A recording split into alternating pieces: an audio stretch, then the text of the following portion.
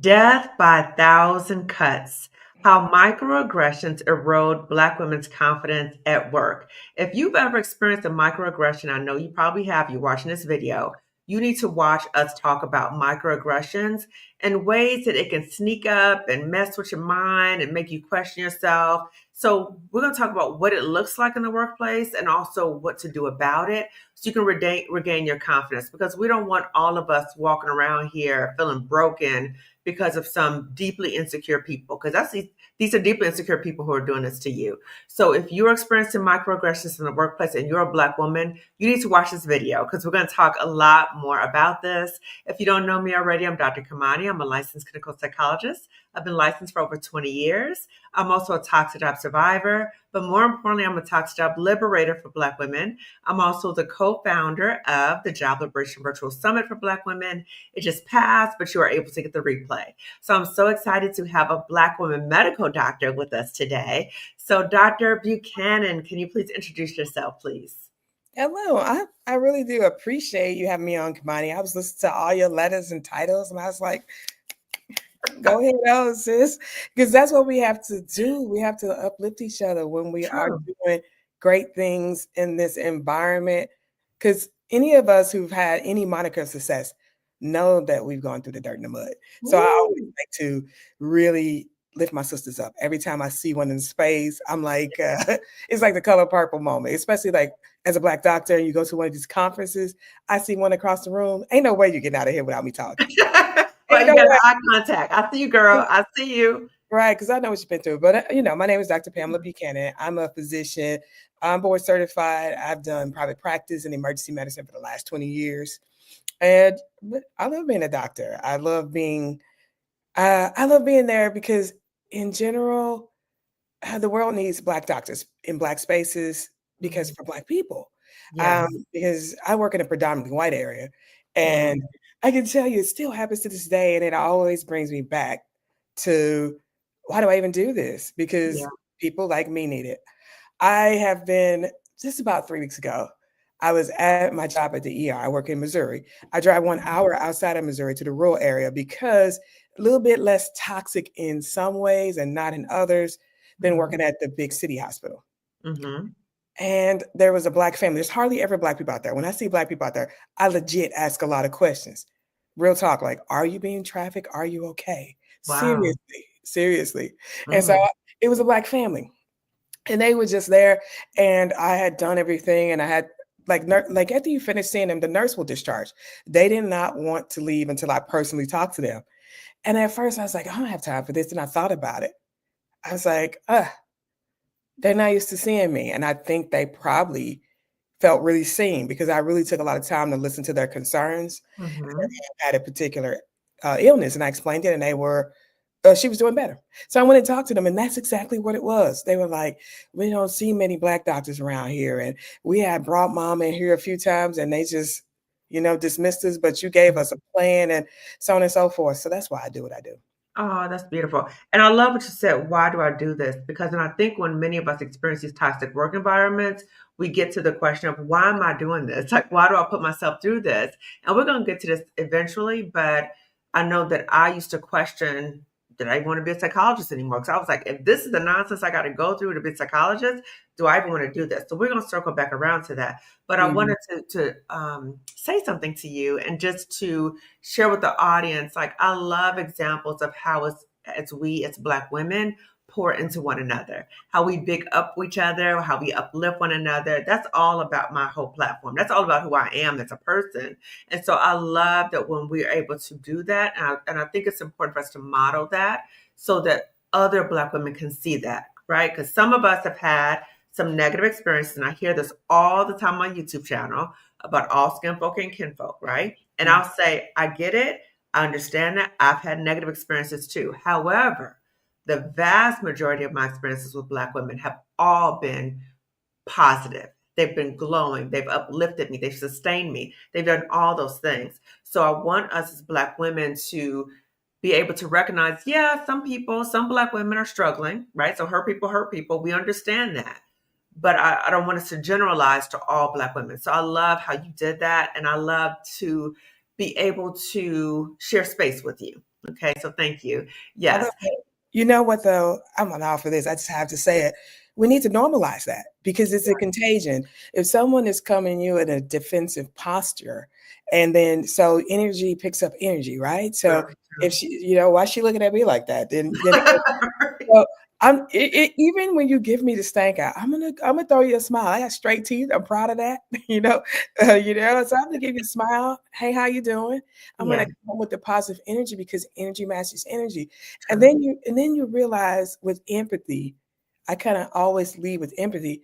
Where is Yeah. she coming from? Why is her posture that way? Who hurt her in the past? And so Mm-hmm. she may have had some experiences, but she needs to know I'm not them, and I'm not they're not doing me.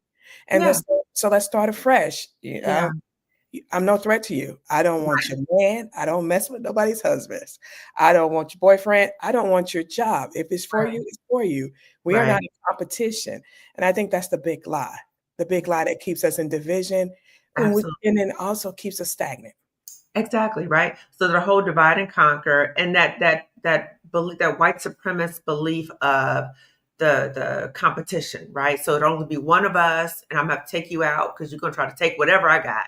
So I'm gonna try to take you out. And I see in the comment, I am my sister's keeper. Absolutely. And what you're talking about, Dr. Buchanan, which I appreciate too, is you're talking about how we need to have a trauma-informed lens with other Black women. Like, not what's wrong with her. What happened to her that she would give me the stank eye? Like, what's going on with that? And the importance of boundaries too, because sometimes these people who are unhealed or who are hurting, they can hurt you as they're in this unhealed space. So it's important for us to have empathy, but also have boundaries because sometimes these people can do things to us that are very, very harmful. So we digress. But anyway, anyway, let's go into microaggressions, right? So, Dr. Buchanan, tell us as a Black woman medical doctor, I'm always so impressed when I have a Black woman medical doctor on. I'm like, oh my God, like what percentage are you, right? So I think Black Yeah.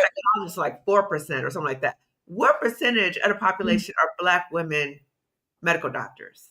2.8%. Wow. Whenever I know of one of my friends' little sisters is getting her white coat, and I always, I sent her a message, "Welcome to the 2.8%." Uh, and that's a shame. It needs to It grow. is. It needs to grow because if blacks are 11% of the population and black doctors are 5%, then are we having enough representation? Are there enough people who really see us?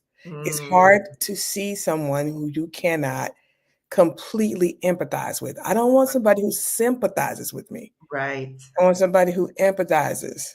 Yes, so true, so true. So because it is such a rare experience to encounter a Black woman medical doctor, I can imagine what you go through. I've had Black women medical doctors on before, and they talk about how people question if they're the real doctor and, say they want a different doctor, all that kind of nonsense. So can you share with us what has been your experience of microaggressions as a Black woman medical doctor? Well, I have all of them from the micro to the macro. So the micro ones, let me see. Like I could pull one out for just about every dang week. You get Ooh, the every week? Stop it. every. I work in rural Missouri in a red state, Wow. right? Mm, From mm, for people who like will look at your badge, I wear it on a lanyard so that you can see it says Dr. Buchanan when I'm working. And they mhm. pull it and look and scrutinize, and then they go, hmm, like it's blowing their mind, like, huh. And then, and I feel like I have to operate in such a capacity of excellence because there's always that you don't think I deserve to be here. And Mm, so I overdo in my capacity as a physician. I know mm, I study more than my white colleagues, it's evident. mhm. And one post that really must have resonated a lot with Black people or people in general on LinkedIn is it was was it January or the beginning of February? I had a day. I was at work and it was cold and flu season. Nobody's vaccinated, and so they were really sick. They don't believe in it. They don't believe in COVID or flu Mhm. vaccinations. And Mm, so the flu came back bad this year because we've been outside so much due to COVID.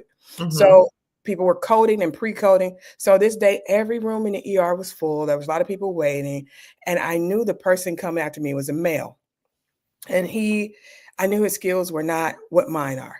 I knew he didn't know how to do a lot of things, and maybe he didn't understand certain medications that I did because I keep so up to date. I go to the conference for the conference. I got a certification for the certification, which is the thing that Black women do.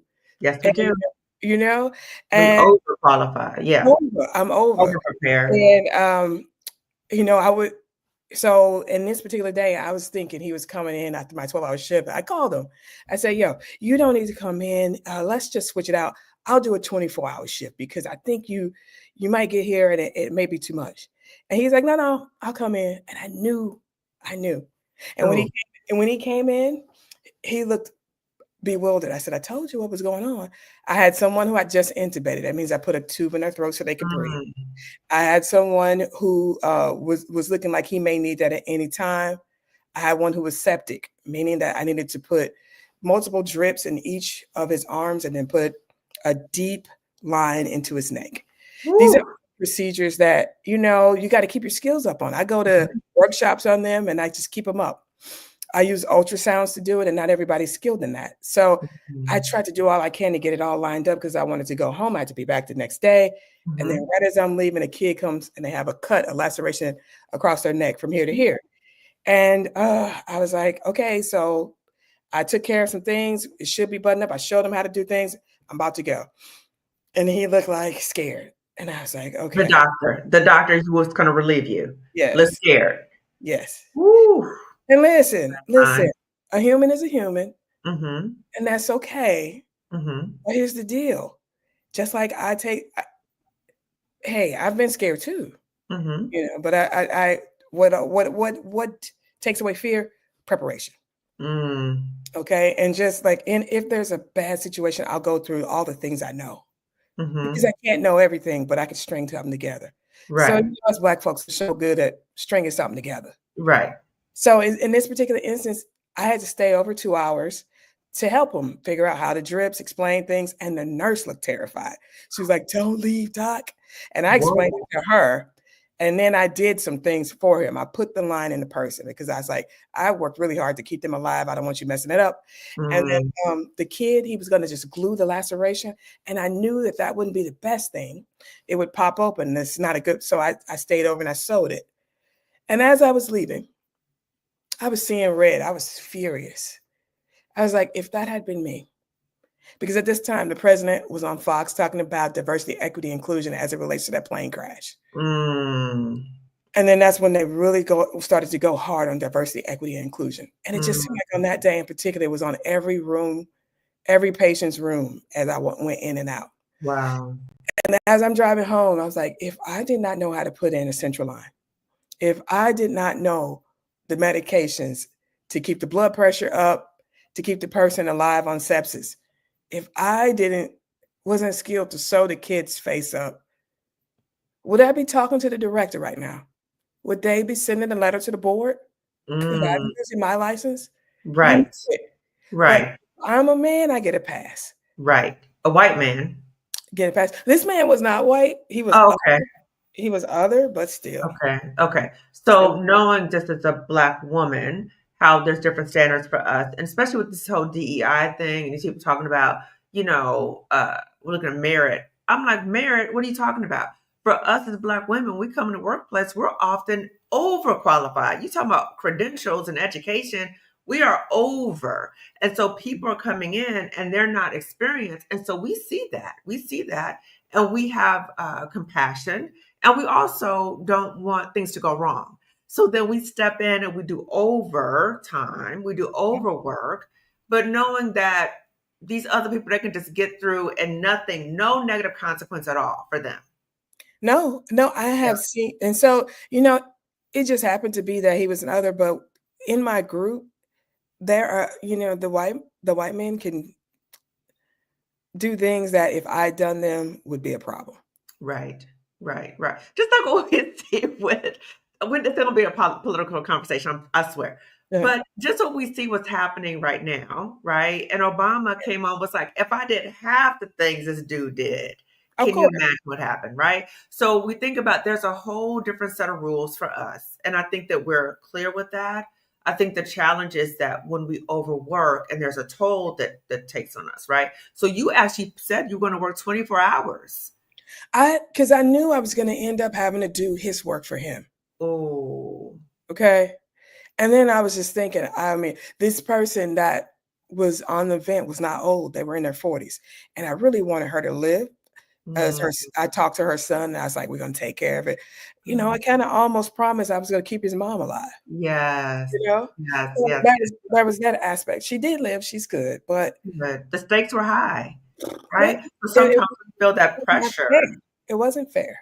It's not fair. It's not fair. So you talked about the microaggressions and the macroaggressions, right? So can we talk about that even as a let's kind of do like chronological. So medical school, from your colleagues, from patients. Can we talk about, let's start from medical school. What was it like for you in medical school? Well, in medical school, you don't see too many of us. And then you get closely knit. I'm still best friends with one of my friends, Zena, because I remember seeing her in one of the rec areas, and she didn't say anything. She just came over to me and hugged me, and then we were friends from there. And I was like, I don't know you, but she hugged me, and I was like, okay, we're friends now. We're fast friends, yes. We're friends to this day. So just it weren't many. I can't. And there was one more, and then there was a guy, and so. Yeah, it wasn't many of us each class, maybe 2 or 3 a class. And you all tend to kind of coalesce with each other.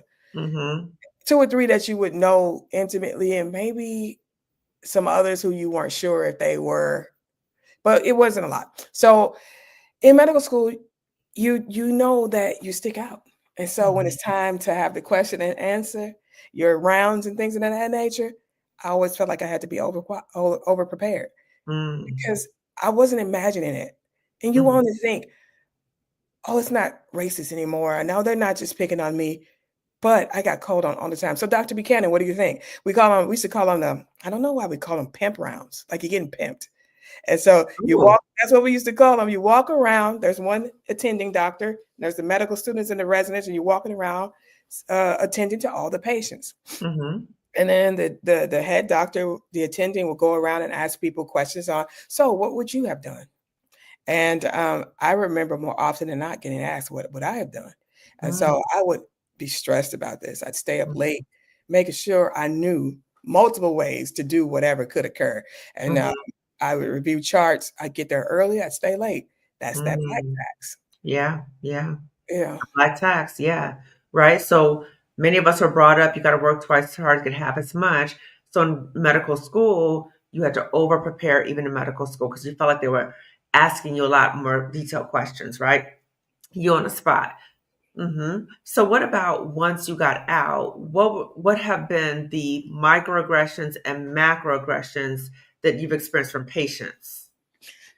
Okay, I can't tell you how many times I've been handed the bedpan. Like I'm coming in to do rounds, because you do rounds early in the morning. Rounds, if for anybody who doesn't know, I'm checking on my patients and seeing how they're doing if they're hospitalized. So when you're in residency, when you're in residency, you go through all the different types of doctor specialties, trying to figure out what you're going to do, like what you want to pick. So really, you do that more in your 3rd and 4th year of medical school. Then you pick. I picked family medicine because it gives me a little bit of pediatrics, a little bit of ER, a little bit of private practice, so that I could have a versatile career. Someone had recommended that, and that was very good advice for me. They said pick that or pick medicine pediatrics.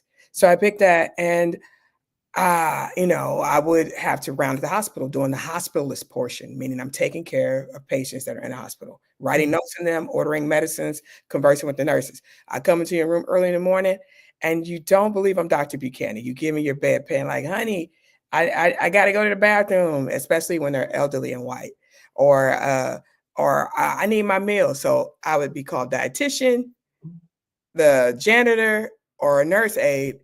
Oftentimes nurse, and still to this day, I'm often called the nurse. But it sometimes blows people's mind that I'm the doctor. So there'd be that. One And instance, how would they respond when you would say, "No, I'm your doctor"? you get a shock look, like mind blown, or they say something your parents must be really proud. Like, oh Oh, my God. wow. I heard that more often. I was like, yes, my parents are proud.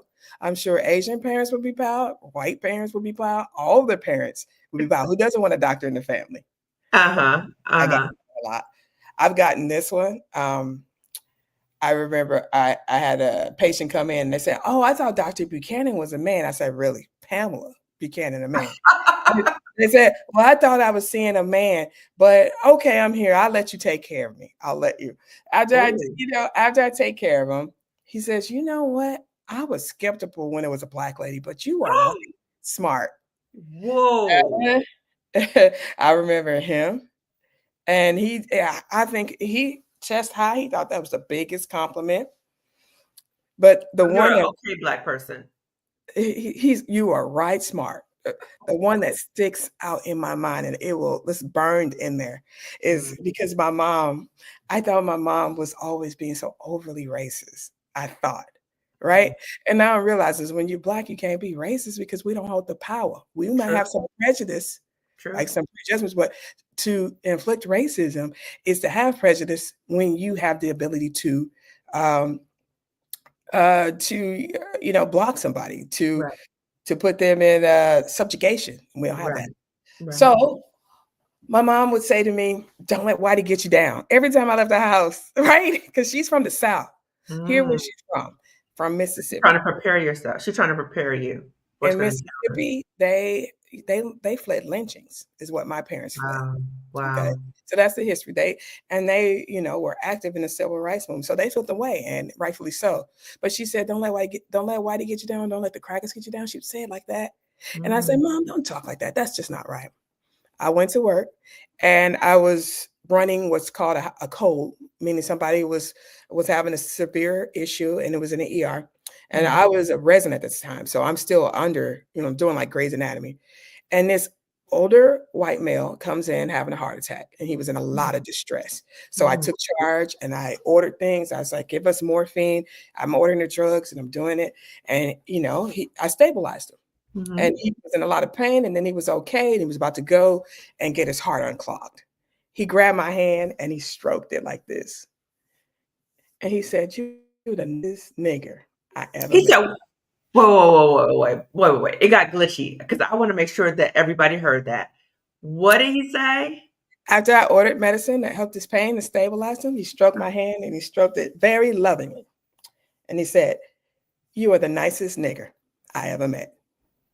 Wow, And he said it like it was the sweetest thing he was saying, as sweet as people say, "I love you so much." He said, "You are the wow. nicest nigger I ever met."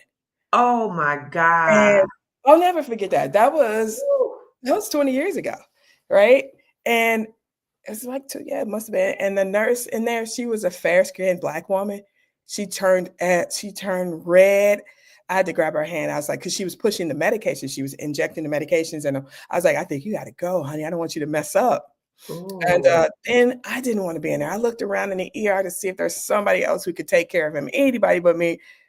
There were no white doctors on shift yet. There's Filipino, there was Asian. I was like, we got nobody.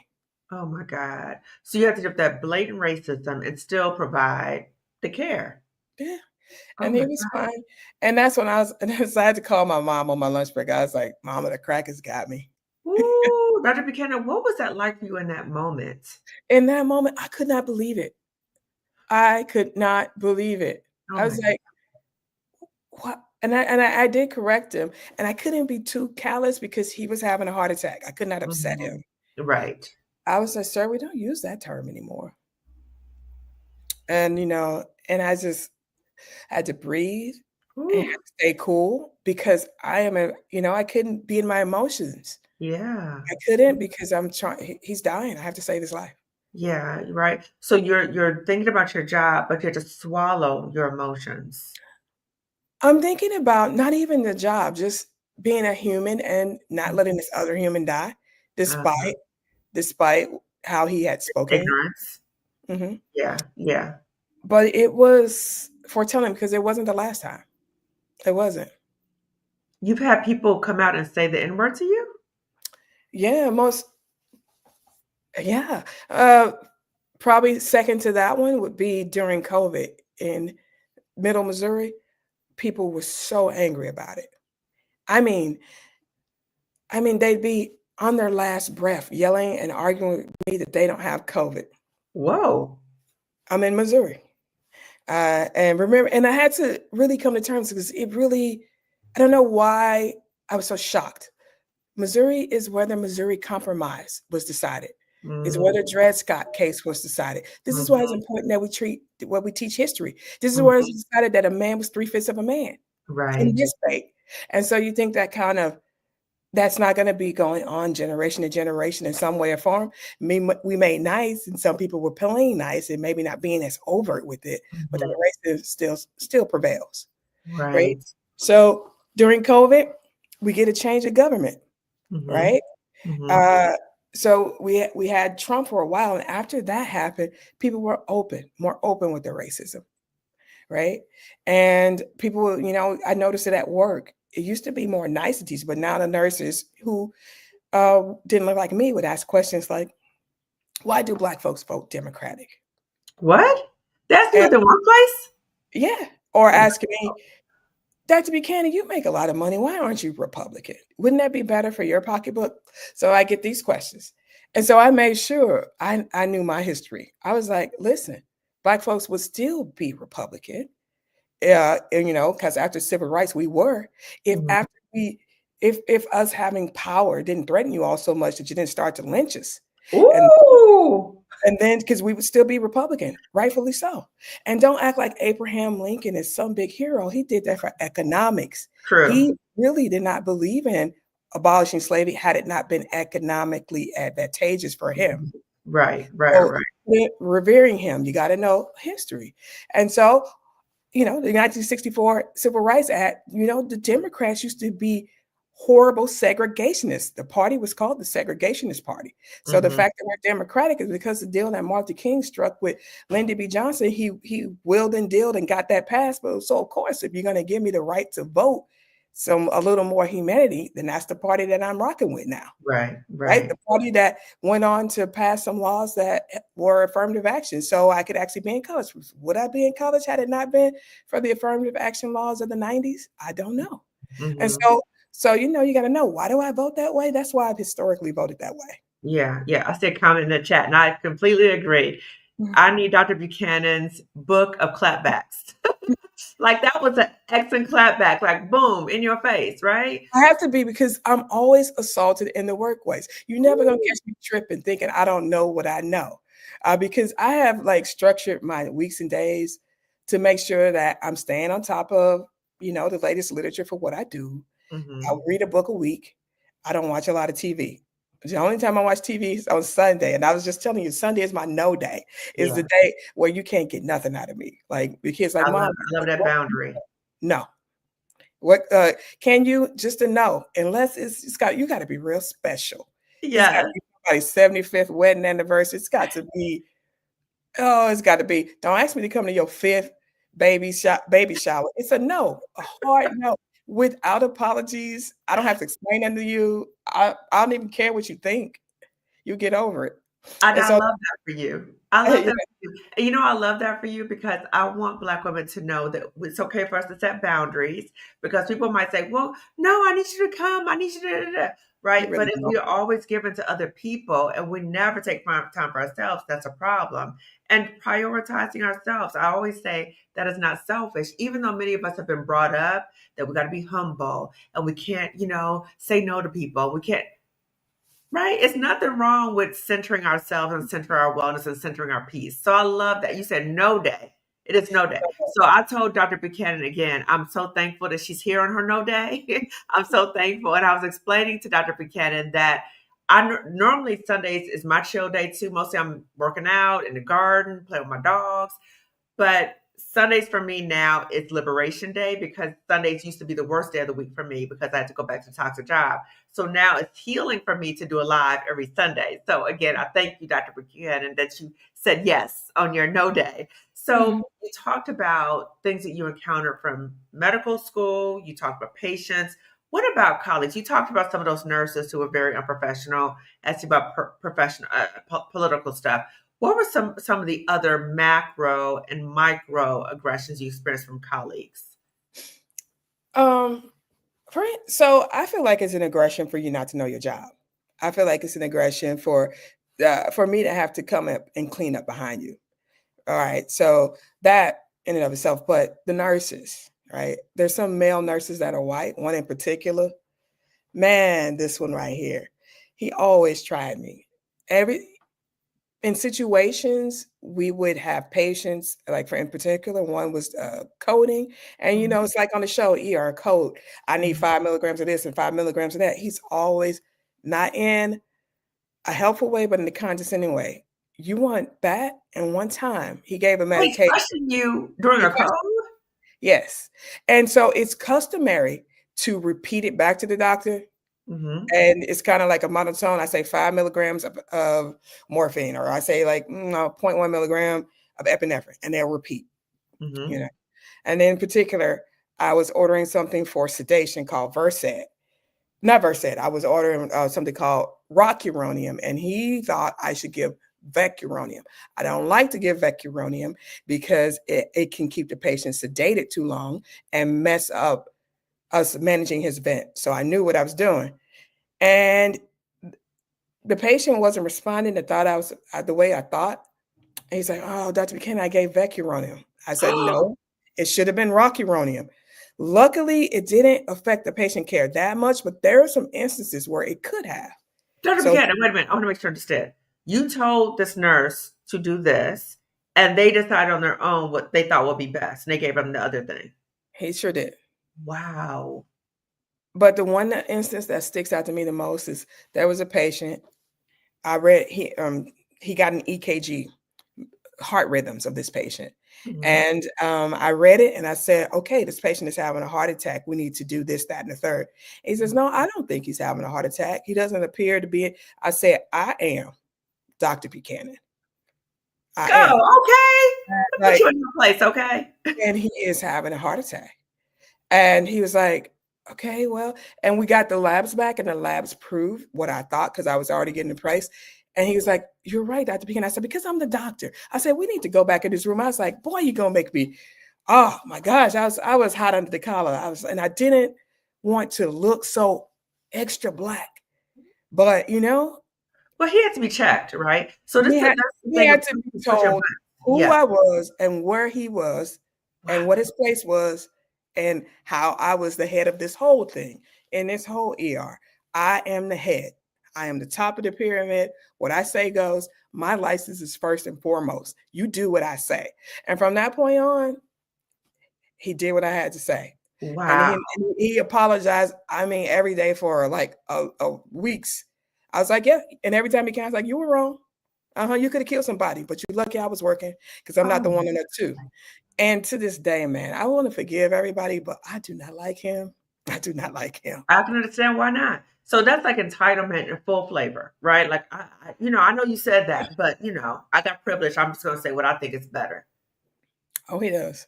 Wow, that's crazy. That's crazy. So let's take a step back and think about what has the toll been on you with all of these different experiences. So starting from Mm. medical school, how has that impacted you physically, psychologically, even spiritually?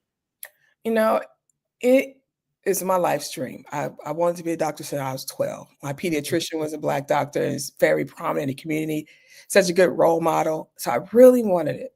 And I mhm. loved it so much for the longest time until I realized that medicine takes more than what it gives. All right. And especially, I came to myself during COVID because during COVID, I worked and worked and worked, sometimes 80 hours in a week Ooh. because it was COVID. Remember the time, and everybody was banging pots and pans saying you guys are workforce heroes. But think about it: heroes die young, heroes die Mm, early. mm, Heroes can be martyrs. mm. So I really started to dissect that when they started to say that, and I felt I just wasn't myself. I'd never been depressed like I was, like about a year into the pandemic because it kept dredging on, and I didn't want to be here anymore. I really didn't. And so one of my colleagues in the ER, he died by suicide, and you never would have thought he would have done that.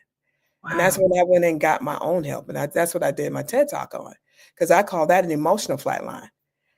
I should have known that COVID was abnormal in that when you're an ER doctor, maybe somebody dies once every few months, a few times, maybe a couple times a year. But during COVID, you might have 2, 3 people die in one day on you. Oh my God. Somebody dies, you question, did I do everything I could? Did I give all the right medicines? Did I go check on them? Did I do everything? Maybe if I've done this, that it would be different. Okay. And so it worried me, and I did not give myself time to process that. Mm, And also, it was a culmination of things that I've been so introspective about it since I'm really focusing on my self care. People became outright more racist. Um, mm, I've never been called I'll just call a nigger more in the mhm. last 5 years, like from 2020 to now, than my whole career. Just Wow. that one time 20 years ago. But I remember being in the ER, every room full. This Caucasian man was in the room, and again, I don't believe in COVID. He had a severe respiratory distress. He couldn't breathe good. I swabbed him, and I came in the room looking at his chart. I said, "Sir, so our chart say you have COVID." You know, I'm thinking this is going to be a quick exchange, so I go to the next room because it's busy. And he says, "I ain't got no COVID." I said, "Sir, you do have COVID." He said, "I don't have COVID. You have COVID." I said, "Sir, you have COVID." So now we're like children, and I just say, "Okay, you have COVID." And he was rude. He was on the phone. He was like on the phone, and he said to whoever he was on the phone with, he says, "Well, the nigger doctor said I got COVID." Wow. And he said it very loudly. The whole ER could hear it. Oh my God. The nurses said, and we had to keep it moving. And we had a lot of stuff going on in the ER. And I told the nurses to calm down. I said, it's not the first time I've been called a nigger, and I don't think it'd be the last. Mm. Wow. So you trying to save people. So you got this huge caseload, right? People dying. So dealing with that emotional toll of that, the exhaustion, right? And just dealing with all of that stress. So can you talk to us a little bit more? Because I think offline we talked about the suicide rates for emergency room doctors. So can you tell it? Because I was shocked when you told me that. Can you just tell us a little bit about the rates for suicide for emergency room doctors? For doctors in general, but I was shocked too. It never came to me until I wasn't feeling well and until somebody in close proximity had that issue. Wow. Um, but for me, it was a compounding of how bad COVID was in and of itself and the Mhm. racism on top of that. Because Mm. this particular man, uh, I did all the things and it turned around and he could breathe better. And Mhm. as he was being admitted to the hospital, he rolled past me in the stretcher and he says, I don't I'm sorry, I don't normally talk like that. And I said, "Sir, you absolutely always talk like that. That is you." You clap back again. Okay. Because he needed to know. And it is not Not good for okay. your health to let these things go by without saying something. True. I was True. very respectful to him. Mhm. And I said, "Do better." Okay? And within our hospital system, there's me in the ER, and there was a Black person who was on the floor, and she was the hospital doctor, the Mhm. hospitalist. Mhm. And we always called each other, and it was always a girl, girl, we'd do that because, the camaraderie. Right. So I sent them up there, and she called me and she's like, "Girl, what did you send me?" I was like, "What?" She was like, "I got this patient here. He's calling me a nigger and everything." I was like, "Oh, he's doing that to you too. He did that to me." Oh, And, wow. and and she said something so hilarious. She says, I see you saw Dr. Buchanan. I see a nigga saved your life today." Oh my God.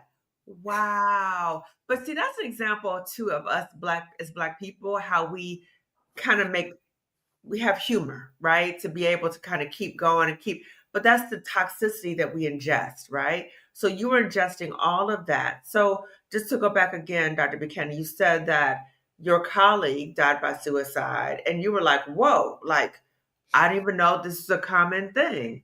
One doctor dies by suicide every day.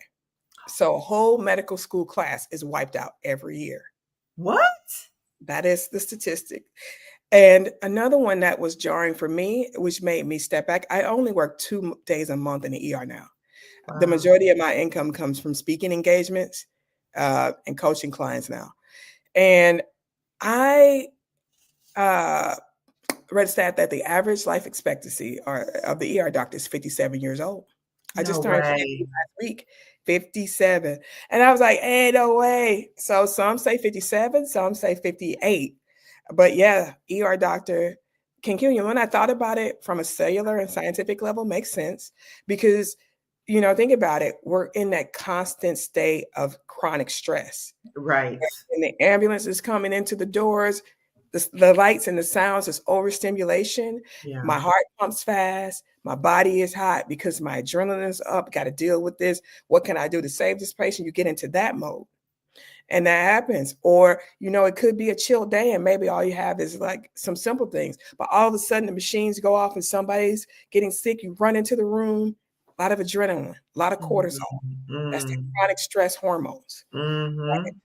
And when you have chronic stress, it eats away at different parts of your DNA called Right. telomeres, and it shortens your life. Yes. Yes, yes, yes. And I'm even thinking about the weathering too, right? So You you're definitely all have that weathering. cortisol. You definitely have weathering. And so you take that, and then you also add in the fact that I'm an African American female. And so of the people who have the most weathering is African American females at that juxtaposition of racism plus sexism Mm. chronically on a daily basis. If I'm not judged for being a Black person, I'm judged for being a woman, a chronic Mm. stress. And Mm. when you're a Black woman in the Black community, we have this thing set up because many of us, a majority of us actually, are the primary breadwinner Mhm. Mhm. by institutional racism, where the men are removed from our communities, whether Mhm. it be by drugs or by the crime bill, where they're incarcerated Mhm. for sometimes minuscule things that people Mhm. get slapped on the hands for now, but we're not letting the Black man out of jail. And Mhm. so we're left to be the mother and the single parent plus work. And then we go to work and we're Community too. right, right. So all of that. So that's Yeah. that ring. And that leads to the fact that African American women have higher autoimmune diseases. Women in general have 80% of autoimmune diseases. And Mhm. African American women have 3 to 4 times as many autoimmune diseases as white women. Think lupus, and that's from chronic stress. Wow. That's heartbreaking and it's sobering. And I think that it's important for us as Black women to have an understanding of the role of chronic stress and ways that we need to be mindful of the things that contribute to the stress and ways to do things so that you're not chronically like bathing in all the stress, right? So, Dr. Buchanan, if you don't mind, can you share with us? Because I think it's helpful when Black women are able to hear, like, what did that look like for you? So they're able to say, oh my God, that's me too. So when you were experiencing this chronic stress, what did it look like? So physically, what did it look like for you? What was the toll? Psychologically, what was the toll on you? Well, physically, I was run down and I was tired all the time. Of course, a lot of extra weight, and mentally, I was depressed and suicidal. Mm, So I had to take a step back. I got some therapy, some counseling. What helped me the most, quite honestly, was a coach, because the therapist they didn't quite get it. They would just say, "Quit your job." Easier said than done. I right, make high six figures, so I don't work at Walmart. So right. quitting my job would really decrease the lifestyle of my family. Mm-hmm. And I have 3 children I had to take care of. So no, not a good option. Mm-hmm. Um, but the way in which they tell us to work is not the way we have to work. And Mm, so realizing a better way of working is what I had to do. Um, and then I just backed away because I used to be the person you could call. You want somebody to work an extra shift because that's that people pleaser. Setting a boundary really is what I think saved my life. Like, this is what I'm going to do. This is what I'm going to sit in. And then starting to look at ancillary ways that were less stressful to replace my income. okay. Having a friend tell me, you have a bunch of skills. You could do a lot of different things. What do you really want? Because I never stopped to ask, what do I really want? And I Mm, think many of us don't even think that. And then really try to take steps towards doing what I really want. uh-huh. Not Okay. So, not what the job says, what the kids need. What do I want? And when I right. started to think about that, it opened up a world of possibilities. Right, right, right. So what I want to kind of cue into was you said there was a better way of working. So the number one was the boundaries. So when your therapist said just quit your job, and I think a lot of people they think, well, if I remove the source of stress, this is going to, but we can't magically just walk away from our jobs. Okay. And so when I'm on my channel talking about job liberation, I'm not telling Black women to just up and leave your job. I'm not saying that. I want to repeat that. I'm never saying that. The only time I say that is if you're in immediate danger, physically and or psychologically. You're about to have a nervous breakdown. You really sick. You about to go. Okay. But if you're in a situation that's chronically stressful at a job, think about other ways you can work, right? So if it is at that job, maybe it's transferred somewhere else. Or is it working smarter, what you just said, right? Because we all have the need to replace our income.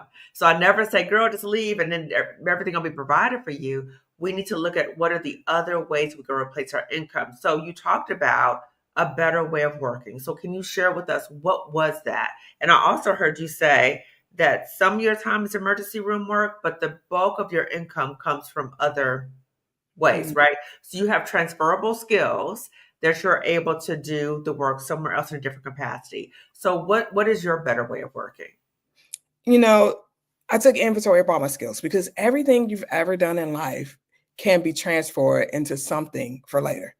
You True. know, if you've worked in a restaurant and you have customer service skills. And, I worked as, of course, I spent time as a kid working in customer service, doing all those types of things. I've been a nanny before, and I've worked in a lab. Then from there, I went to medical school, and I've been a doctor. I've been in private practice. I've been in the ER. I've taken inventory of all the skills. I know how to set up a clinic, and in particular, there was someone who wanted to pick my brain.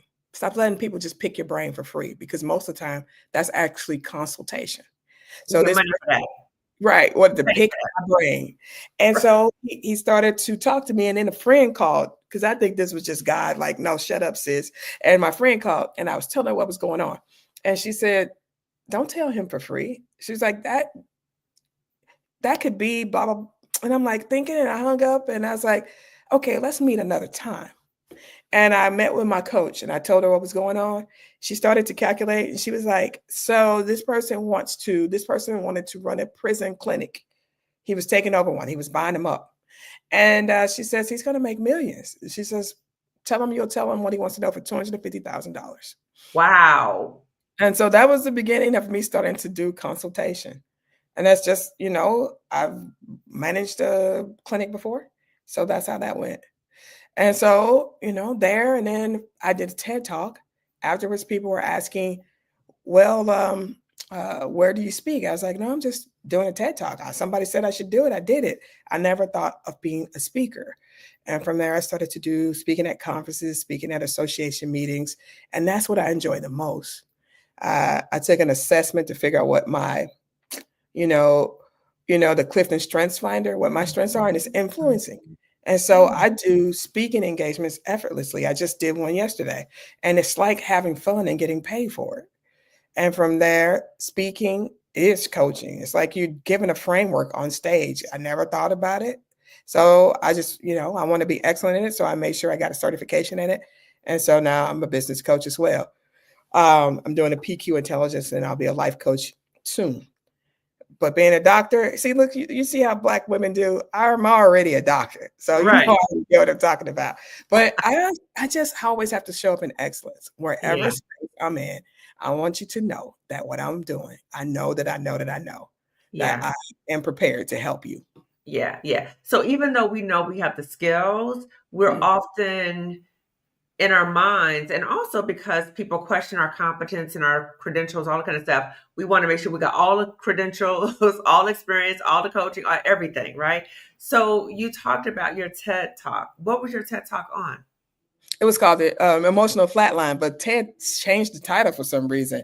But I talked about how I remember one day being at work, seeing the machines go flat in one patient's room because his heart had stopped, and he was deceased. It happens.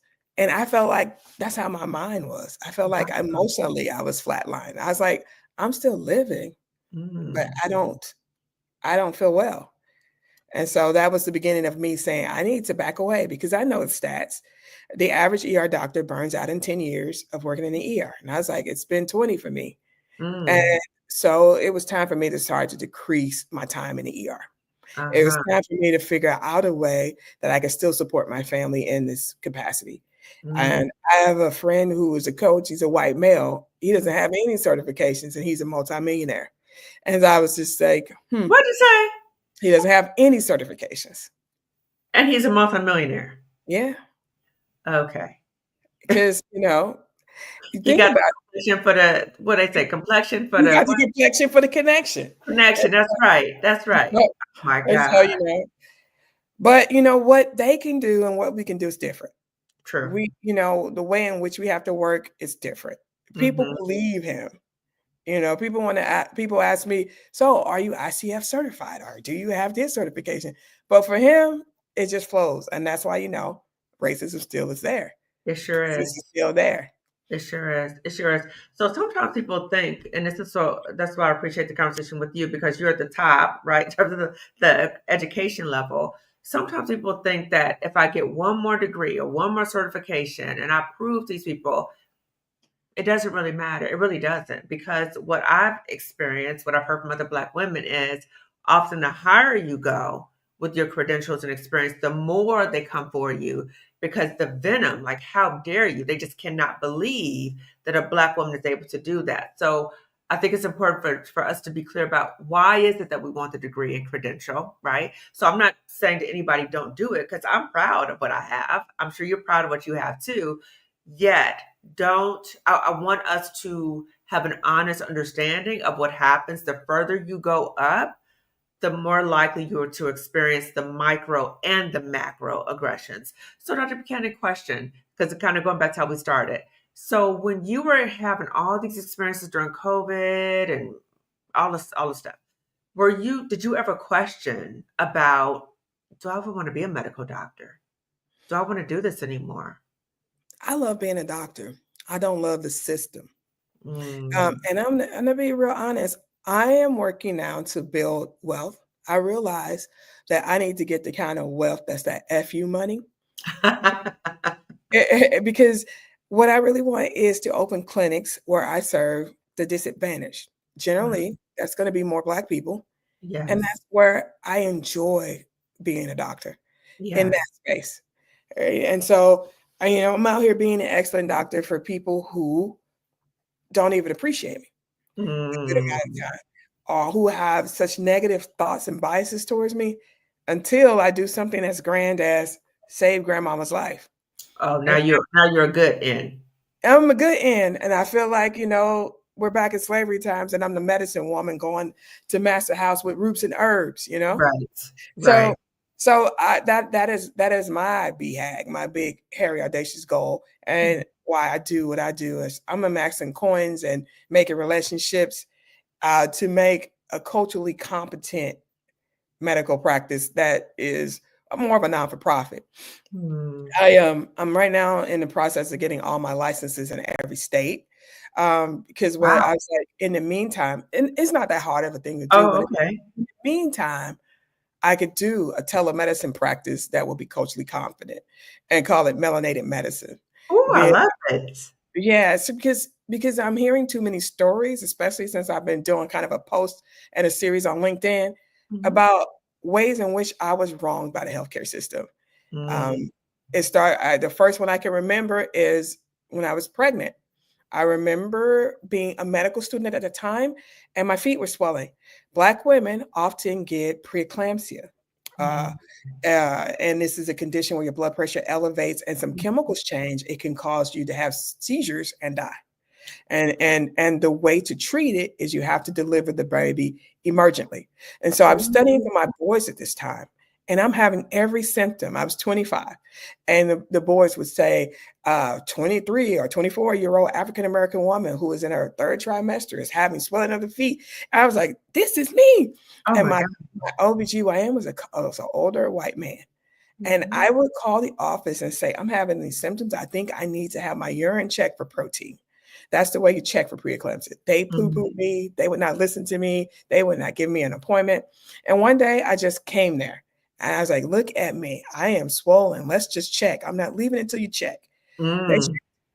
And my urine had a lot of protein in it. I was Wow. pretty sick. We had to rush me to the hospital. We had to deliver that baby urgently. And Wow. So Thank really, God you advocated for yourself and you knew. I only knew because I was a medical student. I Mm. said I could have just as easily been one who had a seizure at home in bed because Oh nobody listened to my God. me. So that was my first pregnancy, and my second one, I had twins, and every time the doctors came in to look at the wound, they would make a funny face, and so I went in the mirror to look at it, and I was like, "This is not good. It was something called dehiscence. The wound was coming apart in a way in which it shouldn't. If it kept doing that, it would become infected, and it had some abnormal clots in the wound that needed to be evacuated, or this wound would never heal right." So I was like, I want to see the surgeon and talk to him, and because the surgeon They hadn't didn't been, tell you this? They weren't. they were just looking like, oh, making funny faces. So I was like, I had to take my own care into my hands. Wow.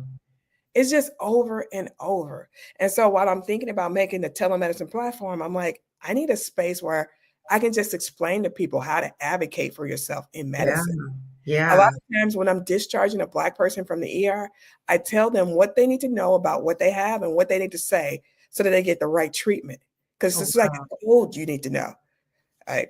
And then just on and on and on. I've had to do it for my father. More recently, I had to do it for my sister. My sister called me and she said, the doctor says I got some kind of spots. And that's all she had. That's all he told her. I said, okay, I'm going to the doctor the next time. And we went, and he was speaking in all of these grandiose terms. I had to stop him. I said, sir, what does renal cell carcinoma mean? He didn't tell her? And I was like, you got to explain it to your patient. And I was like, and what is a renal cell papilloma? You got to explain it to the patient. So to let you know what was going on, she had a spot on her kidney. It was small. It was about 4 millimeters, really teeny tiny. That's less than a centimeter. Mhm. So, and we had no way of knowing what it was. And there's 3 different ways to deal with it. You cut it out, and that's called a partial nephrectomy, taking away part of the kidney. That's a big deal. Or number Mhm. 2, we could do a biopsy, but it was so little that you probably weren't going to get it. And number Mhm. 3, we could burn it, and that's called an ablation. But I forgot number 4, which is watch it and see. Mhm. And if you have good follow up, watching and see is probably the way to go because it's more likely to be a papilloma. So he didn't explain it well, and she was very confused. I stopped him. I said, explain it to her like she were a 2-year-old because Mhm. she needs to know exactly what's going on. Right. And I wanted to give him a minute, and I just couldn't with him. I said, I'm Dr. Buchanan. I work down in the ER. It's the hospital where I work. And I said, so this is my sister, and you told her she had something, and you didn't explain it well, and she's afraid she has cancer. So let's do a better job. Mhm. Mm. Did he do better? Did he explain it then? He did do a better job. And then as he was leaving, I said, with every patient, Good. you Girl, you're I the love how you do that. every I patient. love that. Because I said, because what they end up doing is they end up coming to the ER frantic because you did not explain 1, 2, 3, 4, 5. It didn't even take you long. And that's what Right. we need to do. I don't go around saying you have let me see, a pneumocarmiosis. You're like, what's that? Uh, you have stuff in your lungs from breathing in dirt and dust at the factory. So it's a pneumoconiosis. And so now you understand that there's crap in your lungs that is going to make you cough. And if you don't quit working at that job, eventually your lungs are going to quit. Wow. But like plain talk, real talk. This is Just what I'm plain talking talk. about. Just Yeah, plain talk. People need that so that they understand what's going on with them. But then I absolutely. thought about it at the very crust of medicine. Medicine would like for you to be confused. Medicine would like for you to be sick. Don't tilt your head. It's money. If I keep you sick and chronically ill and taking a pill that you don't understand why you take, then I'm making money. Wow. So to capitalism, right? So you talked about the racism, you talk about capitalism with medicine. And so in terms of what you are planning to do, so melanated medicine. Hmm. I love it. Okay. Okay. It's interesting. But and then I don't want people just to think, oh, this is all doom and gloom. There's a way to manage your stress and Mhm. manage your microaggressions. And what I know is because I volunteer at a camp for kids with disabilities every summer. Autistic males, especially autistic white males, are taught to regulate their nervous systems, I believe, better than a neurotypical Black woman. Wow. So, given that we've talked about a lot of chronic stress that Black women may experience in the workplace, you talk about your own experiences. So, what are some of the ways we can get our confidence back, right? Because we said we don't want it to be all gloom and doom. So, what are Mhm. some of the ways that you regained your confidence back, or other Black women can regain their confidence dealing with macro and microaggressions on a regular basis in the workplace? I feel like just keep your cool. I just kind of name it my calm method because when I just check in with myself when I'm feeling like if somebody calls me that N word, I'm not popping off. That's not Hmm. what we should do. Hmm. I Hmm. reset my tone. You'll see me take a deep breath and holding it because that sets the vagus nerve. Yeah. All right, it Yeah. sets the sympathetic tone. It's real science. So you'll see me just really checking in there, Hmm. and then I will, activate my parasympathetic. I try to lighten my load. Like if I'm doing too much, if I have too many patients, I might ask my colleague, "Can you take room 5? Can you, and I'll give it back. It's give and take. And then, I don't let it pass. I um I will check in with the person who offended me. Like for instance, the nurse who questioned my whether or not this was a heart attack. Mm. And I said, "What evidence did you have that you needed to question me? What evidence have I ever given you that I don't know what I'm doing when it comes to patients? So, should you be questioning me, especially in front of our colleagues?" And he said, "No, I didn't tear into him. I Mhm. made him come to his own self." And I Mm. think that's such a more effective way. Mhm. If someone Mhm. says the N word, "I'm sorry, why did you say that?" Well, it's like, that's what I did with the patient. "I'm sorry, why did you call me that?" Mhm. Oh, now you have to take a look inward. Mhm. Okay. And so I'm constantly doing that. So just, recognize it, interpret it. And Mhm. then once I know that you call me that, we're going to make strategies around this to why we're not going to do this again. Mm. And so I don't carry it in me. You're not going to disrespect me or say anything sexism or racism wise without me having a calm conversation for you to know that that's not the Mhm. proper way Right. and how you can do better, how we can move forward better. Right. Teacher Buchanan, is there something about when we kind of swallow these insults, these microaggressions, these macroaggressions, in terms of the physical? I'm just thinking about like hypertension No, or. it's bad for you. It's bad for you. Even when you stub your toe and you stub your toe and you want to cuss, you want to say, "Oh, Mhm. do it, say it." There's actually been, because I grew up very Baptist and we don't cuss, we don't Mhm. drink. But Mhm. now I let myself, if I want to say the S word, I will say it because it's cathartic and you take it out of your body. It's a release. Mhm. Otherwise, it stays in as stress. It actually Uh-huh. can raise your blood pressure. It actually can increase your risk of having a heart attack. Mm. So when someone calls you an N-word or whatever, you can't just let that sit and be seething and be mad because it resets your sympathetic tone. And now Mm. your heart is beating a little bit faster, your blood pressure is a little bit elevated. I don't Mhm. swallow that. I'm like, "I'm sorry, sir. We don't say that." Right, right, right, right. So you address it in the moment and you do so like you're checking the person, but you're very structured, right, in terms of boundaries with that. And I think that many Black women who watch my channel, they're ingesting so many microaggressions, macroaggressions, like on a daily basis at the job, but they're ingesting it. And they're not able to express it because of concerns about retaliation or I got to keep this job. So what I hear you're saying is we have to find ways to express it, but not like going off on nobody, right? Not that, but find ways to express that or get that out of our system in some way, right? So it may not even be the target, it might not be the person, but how can you get that out of your system? Mhm. Ah, okay. Very important, very important. So thinking about also, because I heard you talk about breathing, because in terms of regaining conscious, breathing, really calling out our experiences about what we're experiencing so we're not like ingesting that stuff. What Mhm. about in terms of confidence? What about the importance of community? How important is Yeah. community for helping us to regain our confidence? The system will have you thinking that you don't see what you see and that you don't hear what you hear. True. Because think about somebody calling you the N-word, you're like, "Did I just wait?" That's Right? not happening. And so I had community with my other colleague who was in the hospital, and we could commiserate with each other. And so, how are you addressing that? How are you dealing with that? Mhm. And I hate that since COVID, we're already separated because it was a whole divide and conquer, Mm. especially amongst us women in the workforce. But we need to be in community. Yeah. We need to be talking to each other. We need to tell each other how we managed and got through. I'll tell any other Black doctor, especially a Black female doctor, how I'm navigating different spaces because Mm.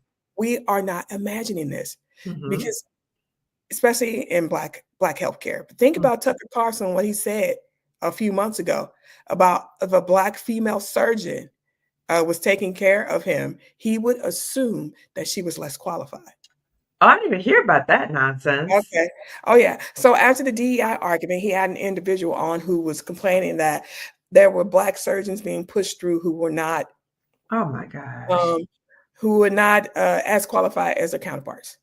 And so he said, if I saw a Black female surgeon, I would assume she was less qualified. I would assume Ooh. it was just checking off the box. And that is actually the exact opposite. Because if you see a Black female surgeon, she is tried and true. She is road tested He because is the top, top, top, top, top. she's a bad chick. Right. Bad chick. Because she had to Ooh. do a lot. She had to Yeah. swallow a lot. Especially, if you see a surgeon, like I have one friend who's a cardiothoracic surgeon. Mm. I don't know of any other one. She is an absolute unicorn. She is a Black female doctor. And she had an instance where we were on a support call because we have a group. Mhm. And she said that the nurses did not want to carry out the order she had for a patient after she did surgery.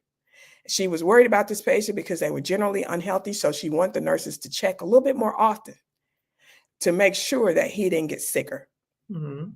And those were the orders she gave. The nurse Mhm. was like, "Are you sure?"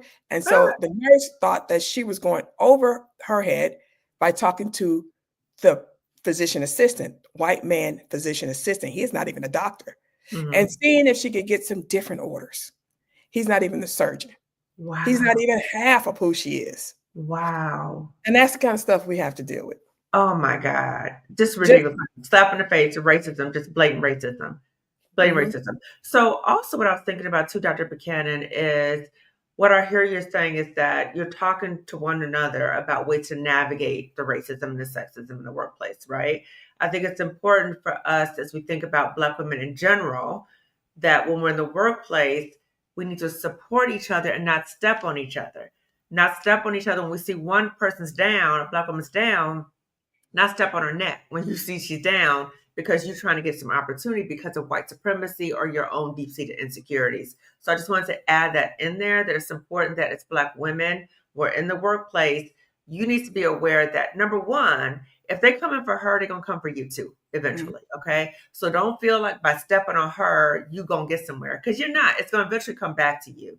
So the importance of us in the workplace to understand this is what's happening and how do we support one another in the workplace, right? So you also talked about therapy. So what would you think, or what role would you think therapy might help with Black women regain that sense of confidence when they're in these situations that might erode their confidence?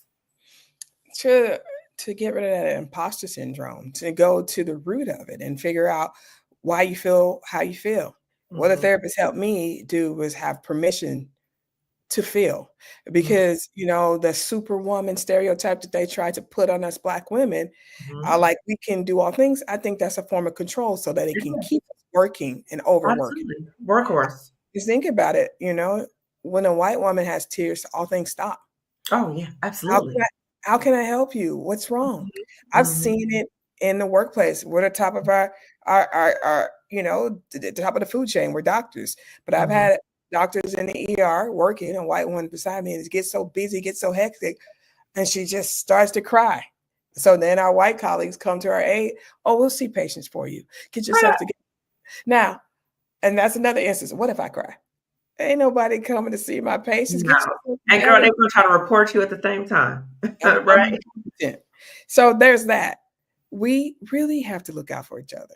And Right. so I've had some good experiences. I've had some good white allies that help me make what I'm supposed to make. The Mhm. average, there's a stat that Black female doctors, on average, make about $100,000 less than a white male.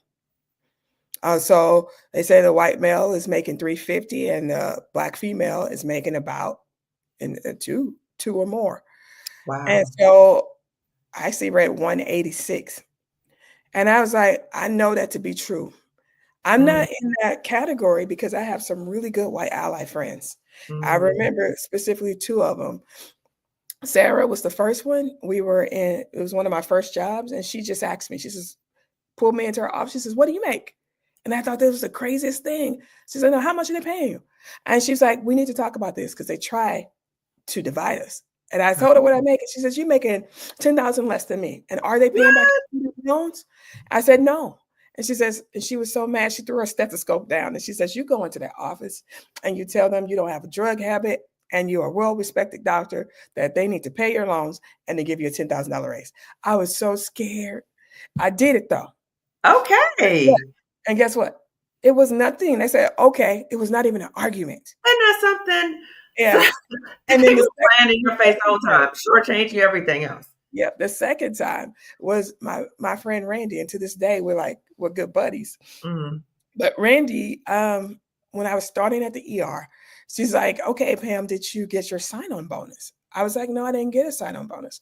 She says, "No, the sign-on bonus is $75,000. Get your sign-on bonus." And I said, "I Whoa. already signed the contract." She said, "Well, tear it up." And she says, "Just don't show up. Tell them you're never coming until they give you your sign-on bonus." And she's like, "And how much are they paying you?" And I think my rate per hour, because the ER is a per hour rate, was less than hers. She says, "Nope, tell them this is the rate you want." I did all of those things, and no pushback. It was a phone call. They said, "Okay." And then within 5 minutes, they sent me another contract in my email box. Isn't that something? Right. Isn't that something? Behind the scenes. So when people know the truth and then they kind of let you see what's going on behind the scenes, then you have the tools to advocate for yourself, even though it's scary. But when you advocate for yourself, look what can happen. So now all of my Black friends that are doctors, they're like, "So what should I ask for in my contract?" That's the kind of thing they Wow. asked me for. I remember I advised my best friend that, okay, she didn't want to work full time. I said, "You don't have to. There's a doctor shortage. They can take what they can get." And she had little children. And so she asked for a part-time position. And I said, "And still ask for your loans to be repaid. There's a shortage." And she's Woo. like, "You're not gonna give me all of this." I was like, "Ask for it." And I said, "And if full-time is this, you want it cut right down the middle, you want this rate." They gave it all to her. She was amazed. Wow.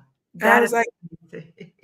well, it's one thing that we don't know though. And that's why I believe in a sense of community, a place where we Yeah. discuss these things. How do we negotiate? What is the market? How should I approach this? There's a way, there's a system, and I Right. think I've gotten pretty good at it. That is superb. I love that. I love that. So, what about? So, you talked about the value of therapy, right? Can we talk a little bit about for Black women? I'm thinking particularly about Dr. Antoinette Bonnie Candia Bailey, who lost her life to suicide, Mhm. and a lot of accounts were due to workplace bullying. Mhm. So, if a Black woman is experiencing suicidal thoughts, what would you say to her? What would you So say, especially for to the job? if it's acute, right? You need, if you're right in that moment, definitely the suicide prevention line is 988. Hmm. I suggest checking in with the therapist, psychiatrist, if you find one that looks like you and that can empathize, not sympathize with you. And in terms of, if you're feeling that in that moment and the job is really the thing that's making you not want to be here, because I've been there before, you have to figure out your exit strategy. Hmm. Okay. Sometimes it's not possible or feasible to just quit right then and there. We Right. understand the fact that you have bills, Yes. but you need to start planning your extra strategy. I had Right. a job that I used to go to and sit in the parking lot of the hospital and put my head in the steering wheel. I just had to drag myself in there. Oh God. I had to. How And long how long did you have that experience? uh, well, I left that place in 2022, and I'd been working there for about, I don't know, 8 years. Wow. So the medical doctor, would be in the parking lot with your head on the steering wheel. Mm-hmm. Like, I don't want to have to do this. Mm-hmm. How did you even get yourself together to get out the car? I What kept would you a say picture to of yourself? my kids on my phone, and Uh, that's like my why. Like, my wow. kids need what they need. Yeah. But then I just really, it's like, this is not the only job in the world. True. And and I did not even know what I have. There is a doctor shortage, has been. If you're a nurse, there's a nurse shortage. If you're Mm, a pharmacist, there's a pharmacist shortage. So healthcare has all the shortages. There, yeah. and then I put myself out there, looked at different jobs. Now my phone never stops ringing. There Mm, are so many jobs that I could do, yeah. that I could Yeah. get. But then I also believe in, I don't put all my eggs in one basket. So while I'm on staff at this hospital, I'm also on staff at this hospital, and the hospital's gonna know that I have options. I've become to the point where I'm more vocal. And now Mhm, my other options is, I started off, doing the speaking stuff kind of as a side hustle, and mhm. doing the coaching is that, but it's becoming a thing that's being my main thing now. Isn't that something? Wow, amazing. Again, transferable skills. So I just want to remind everybody about the Suicide Prevention Lifeline number. You can dial or text 988. It's available 24 hours a day, 7 days a week. If you are experiencing suicidal thoughts, take action immediately. Okay, don't wait. Take action immediately. You can call the Suicide Prevention Lifeline. You can go to your nearest emergency room. You can also call 911 and let them know it's a mental health emergency. We cannot let this and say, oh, it's okay, or I'll just push through it. No, you need to get immediate help for that. And I remember I interviewed Dr. Bailey's line sister, her friend, and she's talked about how Dr. Bailey chronicled everything that was happening to her. And one of the quotes she said was, "When you recognize your job is toxic and it's harming you, you need to leave. Like, don't try to Mhm. wait it out; it's going to get worse." So we have to remember that. So, Dr. Buchanan, if you were able to go back in time, we know you can't realistically do that, but if you were able to go back in time, what would you say to yourself as you're experiencing all these macroaggressions, these microaggressions? You're like, oh, like you're like questioning, what am I doing? You're questioning your life, the whole thing. Okay. What would you go back now that you're where you are now that you know what you know now? What would you say to yourself back then? That you're not imagining this. This is really happening, and Mhm. it's okay for you to speak truth to power. Use your voice. And Right. and it doesn't have to be in what is stereotypically expected of us. The Mhm. going up. You are so educated. You have so many words at your disposal. You know Mhm. how to speak in such a way that I'm speaking to you in a very civil manner. Yet you feel like you've been cursed out by me because I know how to advocate for myself. Right. And I wish that I had really come to myself sooner. Okay. Okay. What do you think helped you come to yourself or really learn how to really metabolize all this and kind of stand in your truth? What do you think helped you? I challenge any and everybody to do this, because this is like what I did with my therapist. Who am I and what do I have? So, you know, I am educated. I graduated with honors. I have a medical degree. I don't have any problems. I don't have any drug or alcohol problems. Like, I just start listing all of who I am and all of my good qualities, all the reasons I deserve to be where I am. I've Mm-hmm. completely earned it. And one of the things that I love doing right now is, I'm part of the 2.8%. Mm-hmm. I don't want black, the type of doctor that is leaving medicine the fastest is the black female. What? Listen, I just told you that a lot of us are underpaid because we didn't know how to negotiate. And then you get that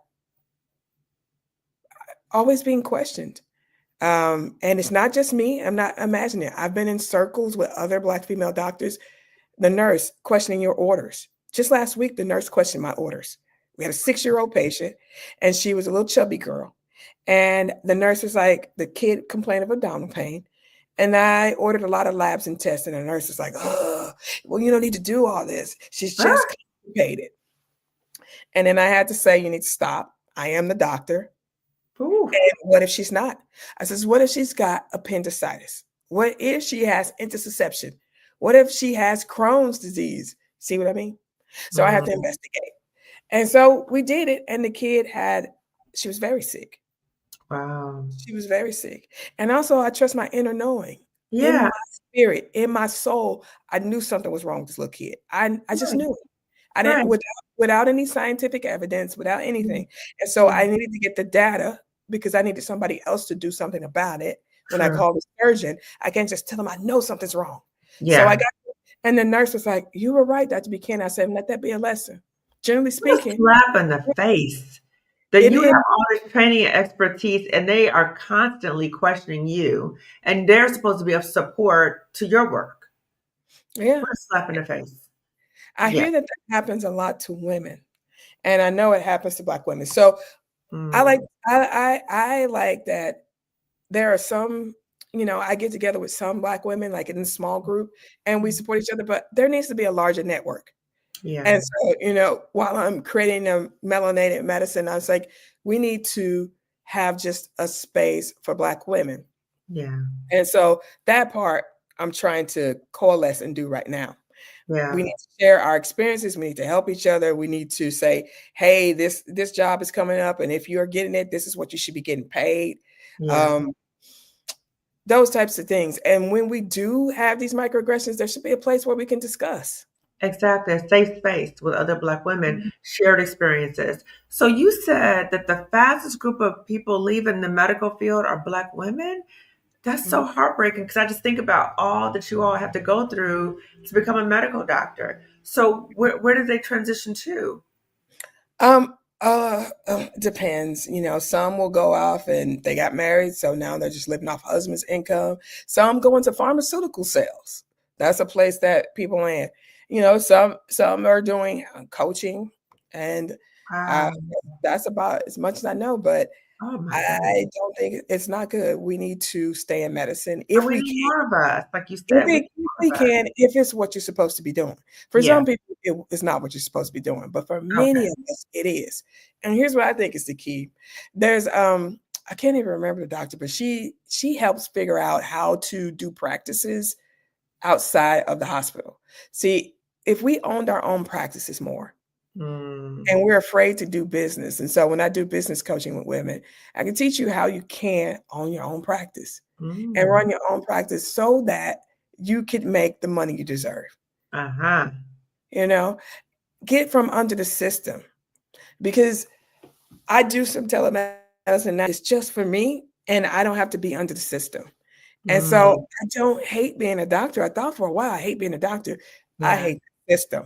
I Yes. love being a doctor. Yes. Yes. I Yes. hate the system. Yeah. You sound like me because when I was at that talk to job, I was like, I hate this. Like, I must hate being a psychologist. No. Once I left there, I was able to say, I love being a psychologist. I hate that place, but I love Mhm. being a psychologist. So, what I hear you talk about is that you're able to help Black women think about transferable skills, think about other ways they can utilize their talents, but maybe not in a toxic work environment. Right? Okay, I love it. I love it. So, Dr. Buchanan, if there's a Black woman watching right now and she can resonate with anything that we discussed today, and she's in a toxic work environment, she's experiencing microaggressions, macroaggressions, and I'm gonna throw another one in here. And she's saying something like, I know these things are happening, but I'm going to try to stick it out. I'm going to try to hang in there until I retire or until my kid graduates, or they're not going to run me out of here. What Mm. words of wisdom would you offer to her? All Because I right. hear that a lot. So life is too short to be miserable. And taking on that chronic stress is in your body. The body keeps score. Yeah. And so you are definitely making yourself sick. Mhm. Just like in any relationship, be it a marriage or otherwise, if you're Mhm. going to stay but not address what the problems are, then you're doing no one any favors. You're actually killing yourself slowly. So if you're Mhm. going to stay in a toxic job and you cannot talk to the different components of the toxicity and get any type of systemic change, Mhm. it's okay to leave. It's okay.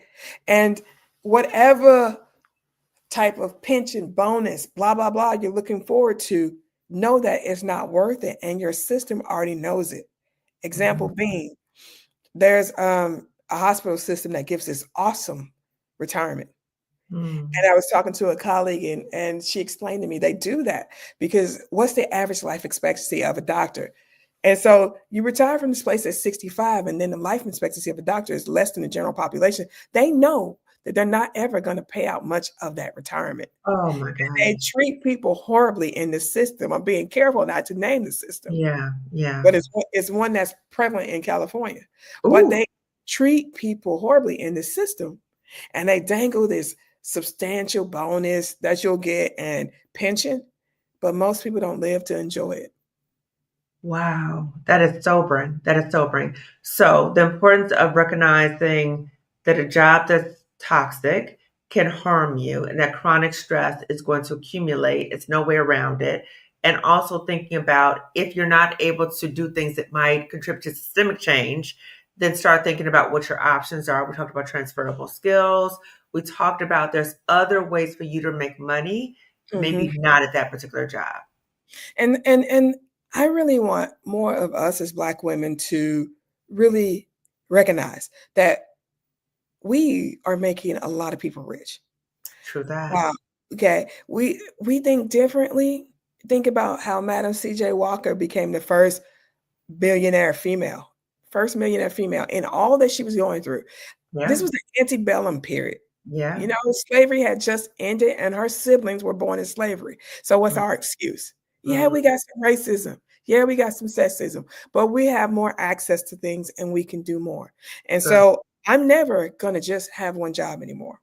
I don't have any jobs now. Like at the hospital, I contract to them because I don't want a job anymore. Yeah. And that's a thing I teach Black female doctors. I'm like, you can not work for anybody and contract, make more, pay less in taxes because now you're a business. And then, you're like, what about insurance? Girl, you can call Aetna directly and get insurance. That You can, part. you can call United directly and get insurance. That And part. write it off on your taxes. Yes. They have all these things that they have. They try to handcuff you. It ain't Yes.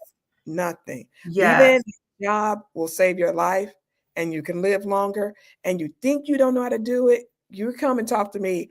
I could take a person who has, well, all I've ever done at Waffle House, you probably have excellent customer service. You probably have so many skills that we could create a different type of way of living for you. Exactly. So it doesn't matter what your degree, what your experience is. We're talking about transferable skills. The other thing that I heard you say, and I want Black women to hear this, that yes, we're not discounting that there's a lot of adversity for us as Black people. We also recognize our ancestors went through so much worse and they were able to persevere and pivot. We can do the same. We need to come together. We need to get our resources together. We have to think about those transferable skills. The other thing is what I really appreciate is for us to think about multiple streams of income, for us not to be reliant on one source of income from one job. Because what happens when a job goes away? Because we've seen what's happening right now in this political climate. Job is boom, gone, right? These government jobs, boom, gone.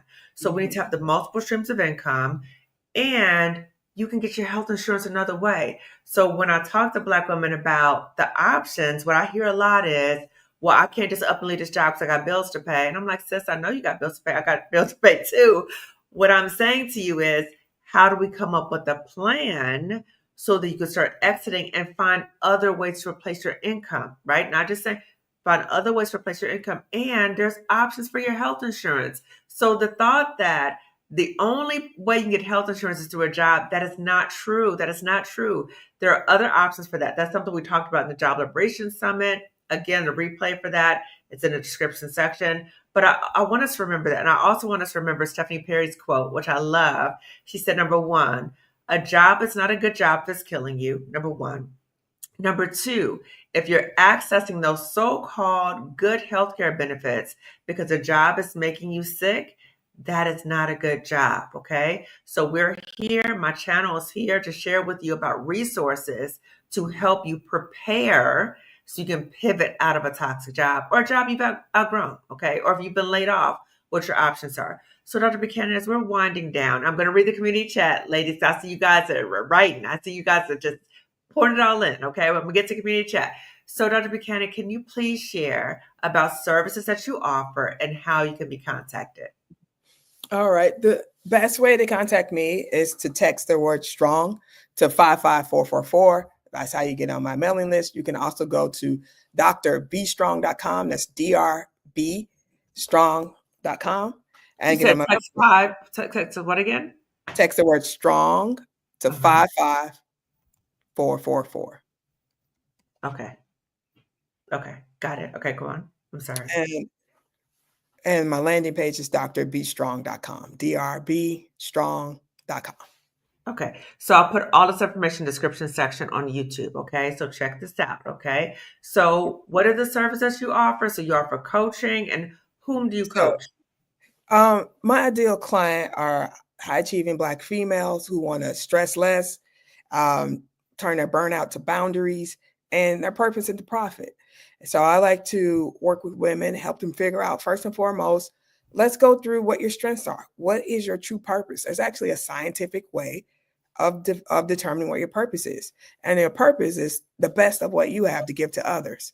And once I really got clear on what my purpose was, it was easy for me to start to, formulate business ideas.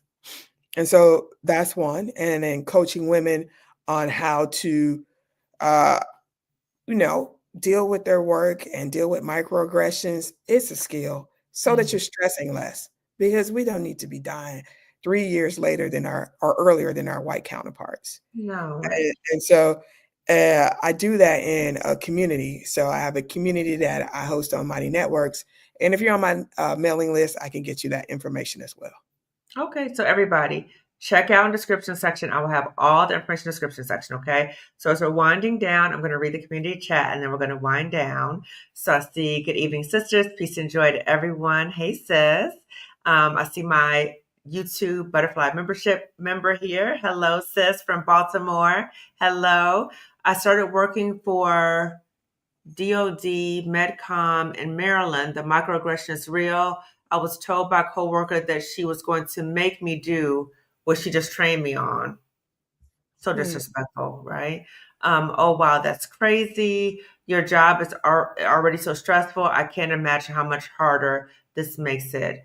You are the nice nig. You've got to be kidding me. That's tough. Still having to handle him professionally and putting emotions aside. Yes, so stressful. I hear these things often from my therapy clients. It's appalling. Agreed. I've been hearing about these terrible racist patients. Dr. Buchanan knows her history. Not that we're surprised. That's unprofessional for most nurses to talk about your clapback. My cousin is experiencing these Republican versus Democratic questions at work now that President Orange is back. The boldness, folks who never talked to her before, audacity is wild. So true, so true. Hey, sis, my friend Colette Elizabeth is here. Hey, sis.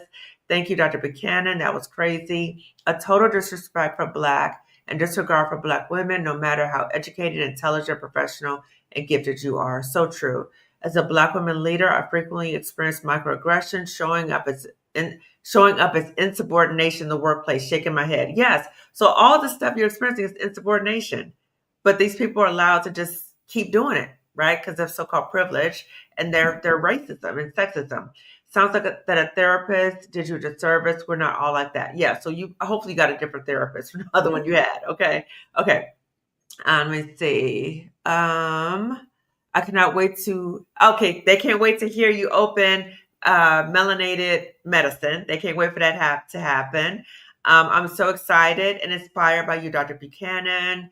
I learned that to not take their aggressive behaviors personally is hard, but a lot of times they want you to behave in the stereotypical manner that they think Black people act, right? So they poke the bear. And if you go off, they'll be like, oh my God, what's wrong with her? Oh my God, she makes everybody so uncomfortable. Oh my God, she's so aggressive. So we have to watch out that we don't take the bait. It's hard. It is hard, right? So Dr. Buchanan talked about take deep breaths. I'll talk about prayer, right? You talked about keeping in mind what's important in your life. We have to stay grounded because these people will try to goad you so you go off, okay? Dr. Buchanan has excellent emotional intelligence and bedside manner. That's true. Are there continuing education courses for doctors that teach them these things? Has she considered creating online courses? I'm glad you asked. And that's what I'm doing in my community because there are not. And so people ask, well, how do you stay cool? How do you stay grounded? I like say I do have a high emotional intelligence and I've been studying positive intelligence. And so I'm using tools and you'll see me use these tools in these situations. You'll Mhm. see me rubbing my fingertips together because I'm focusing Mhm. on the physical sensation of that Mhm. so that I stay in sage energy, so Yeah, that I don't take the bait, clap back for real, and yeah. clap back in a more effective, constructive, intelligent manner.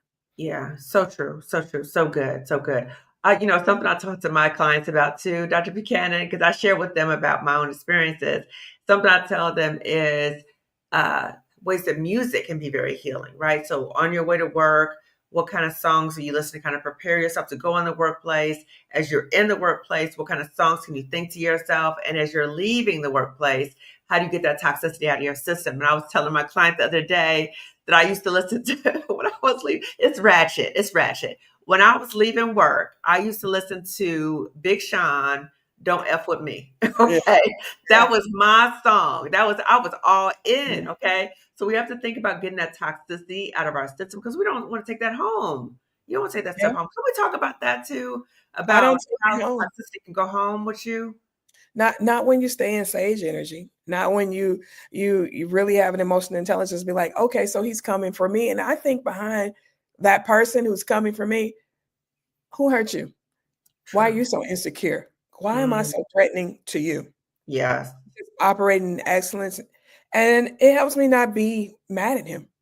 Even Mm. if it, I even imagine him as a 5-year-old Ooh. before he became toxic, before Wow. he became, and when I'm seeing him as a person and not really what he's trying to put me through, my energy transfers to his. I promise you, this does work.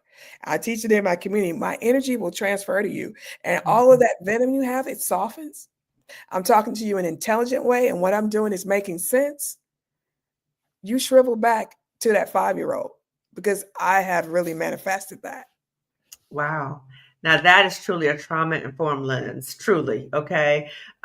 Yes, doctor, gaslighting is true. Thanks for this. I've been preparing mentally all weekend to address disrespect tomorrow morning. It's tough being the only professional Black woman in the entire company. And I would say, sis, I hear you. That used to be me. That used to be me. Sunday, I used to dread Sundays. It started like 5 o'clock. That's why I do 5 o'clock lives, 5 p.m. Eastern, Pacific time, because that used to be the worst day of the week for me. So I hear you. My hope is that you can watch this video, other videos that I have, and that you get into a routine of what you can do to help yourself as you're starting to transition to Monday. So it might be even be the music. It might be having no days, like Dr. Buchanan said, showing yourself loving kindness on Sunday to prepare yourself for Monday. And also thinking about ways you can start exit planning because sometimes that can help you feel better when you start thinking about, okay, I'm working on my exit plan too. Okay. I've always spoken my truth, even when it comes at a cost. I knew it would take a toll on my health, and it did. I'm sorry, sis. But staying silent hurt me more. I felt a deep sense of release every time I called out the racist comments and microaggressions. Speaking up was my way of reclaiming power, even when it left me shaken. Yeah, we have to be mindful that all this stuff takes a toll, and we have to be mindful of doing what we can to take care of ourselves. Okay. They're giving support to one another in the chat. I'm not talking about staying silent. I'm talking about not taking things personally. You should still address it. I hear you. They want us to be Black girl magic and work miracles for them, right? We're supposed to come save them, Mhm. okay? No matter the toll that it takes on us. We have to be mindful of that, not fall into that trap and the strong Black woman trap, okay? Racism and disrespect, we're forced to carry far too much. It's a constant weight we shouldn't have to bear, but we keep rising through it. This is so sad. Wow, you had to ask for what others took for granted. There's no such thing as stereotypical Black woman behavior. That's propaganda designed to silence you. We're human, each with our own way of responding, and we don't all react the same. So true. Right? The folks often gatekeep information. That's the way community is so important. Agreed. Let them know you are human. If they label your response as a stereotype, that says more about their need to control and diminish you than it does about you. it's also their way to keep you in your place. Don't let them. So true. When you know your worth, others recognize that and will treat you accordingly. Absolutely true. I've been there. Well, let me say something real quick. When we know our worth, and this is something that I have an issue about, the imposter syndrome, right? The imposter syndrome looks different for us as Black women, because often as Black women, we know our worth many times. We know our worth. We know we got the degrees, the credentials, the experience. We know that, right? But we're often in work environments that make us question our worth. And I think that's how the imposter syndrome looks a little different for us as Black women. The other thing is, when we know our worth, that can be very threatening to deeply insecure people. Okay. So they might treat you in a way because they see your worth, right? And Bell Hooks talked about that. They see our worth. Don't think they don't see it. They see it, but it terrifies them. So they will do whatever they can to put you in your place, to make you question yourself. So we have to recognize that we're not looking to them for that external validation, that we know our own internal worth and know that people might be threatened by that. People who are intimidated by you, they might say, "Oh, you're intimidating." Really? I think you're intimidated because you're deeply insecure. Okay. So we have to be mindful of, there's some mind games going on here. Okay. Been there. I had a job in the past that made me stare at a pill bottle every night, contemplating. Oh, I'm sorry to hear that. Having a community probably would have been helpful. Yes, yes, yes. I hear you. And I appreciate us being able to have these serious conversations of how far it goes, right? People are like, "Oh, just leave." It's not that easy to just leave, that it takes a toll on us, even to the point of having suicidal thoughts. So I'm happy to hear that you're not experiencing that anymore. As we mentioned before about our options, if you are experiencing suicidal thoughts, know to get that help immediately. We talked about that. So please rewatch this video to get more information about that as well. Okay. Because we don't want any job. No job is worth our lives. Okay. No job is worth our lives. Okay. Let's see. So sorry you went through that, and glad you're here today. It is imperative for us to advocate for ourselves. And when others question our expertise, we must express our knowledge and address the bias. Yes, yes, yes. Let's see. Learn to live sooner. Right. I pay $300 a month for health insurance. Yeah, there's another way. I'm telling you, there is another way. Okay. Having multiple streams of income is mandatory, even if a person doesn't desire full-time entrepreneurship. Yes, yes, yes, yes. Stay resilient, sister, if you're looking to, oh my God. Okay, I'm reading this thing. Yes, sis, yes. So get the replay of the Job Liberation Virtual Summit. I'm reading it. But yes, get the replay to get more information about multiple streams of income and ways to replace your income. Thank you, sis. Thank you for pointing that out, the internal worth and the external threat that is. Yes, yes, yes. So everyone, thank you so much for being here. Thank you so much for being part of this community. Thank you for pouring into one another. I love it. I see another comment came in. Actually, another, yeah. I'm having to prove myself even after submitting a mile-long list of evidence. And when you're in a situation like this, where you're constantly having to prove yourself, I don't know. Dr. Buchanan, what do you think about that? It's time to go, right? It's like that. So we're holding. Ask yourself, what are you holding on to, and why? Is it because what is a job? A place where we get the money to sustain a lifestyle. Yeah. Is there another way you can do that? True. Okay, True. and again, there's many of us don't desire full-time entrepreneurship, but most of us can develop some type of side hustle to Mhm. where we can have one foot in and one foot out and don't have to be. There's so much liberation in being at a job, knowing that I have something back to fall back on. I Yes. can tell you now, when I'm in the emergency room, I don't give a not that I don't give a F about the patients because I love them, but the Mhm. administration, you're not going to rule over me anymore. No. Like, No, and I why do I do. constantly prove myself? The fact that I even got this job, I Yeah. proved myself, right? Yeah. So Yeah. that's what I would offer you. Think about, and think about joining community. Get on the mailing list. I'd love to speak with you more about that. Anybody who's thinking about that. Yeah. Again, text the word strong to 55444 or go to drbstrong.com. So true. So true. Again, all her information in the description section. So everyone, thank you so much for watching, right? If you need resources, I got resources for you on this channel. The women I interview in my description box, there are resources to help you plan to get out of a job that's toxic or a job you've outgrown, or if you've been laid off. There's resources available to you. Okay, one last comment. I'm sorry, I promise. Absolutely, they're often driven by jealousy and envy, rooted in their own insecurities and lack of skill. Your confidence and competence only highlight what they're missing. Yes. Yes, yes, yes. Mic drop. My dear friend Colette Elizabeth, who's in the chat, she said, watch out for three things in the workplace: people who are incompetent, people who are insecure, people who are immature, right? Because those people, they will see your light and you are threatening to them. Now, they are the true imposters in the workplace because they see your light and they are scared that you're going to magnify their own incompetence, and they are trying to project that onto you. So we have to be mindful when people try to project their own insecurity and their own incompetence on us. No, that's you. That's not me. So let us not receive it. As Dr. Buchanan said too, when you are in a situation and you recognize you're constantly having to prove yourself, it's time to start planning to go. Okay. Don't just up and go, but start preparing yourself to go. Again, Dr. Buchanan has resources. I have resources. Check it out. There's things for you. Okay. So, Dr. Buchanan, I give you the last word.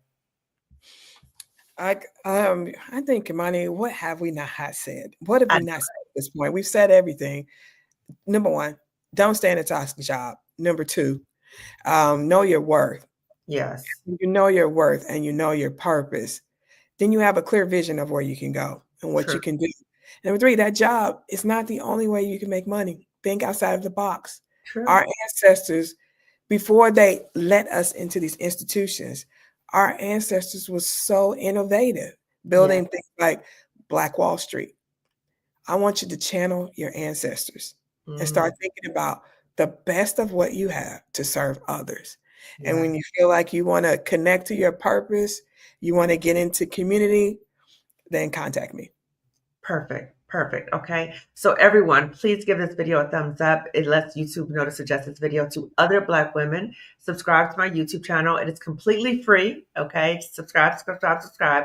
Also, as we are in this journey of liberation, we're asking you to help liberate not only yourself, not plants, liberate yourself, but also how do we help liberate other Black women? My channel, Lifting Us We Climb, my business name, Lifting Us We Climb Consulting, because as we're moving forward, we have to lift up each other as we're moving forward towards liberation. So please share this video with at least 2 other Black women. Okay, so everyone, thank you so much for watching, and I will see you later. Take care, everyone. And again, thank you, Dr. Buchanan, for being my guest. Thanks for having me on. Okay, take care, everyone. Bye-bye.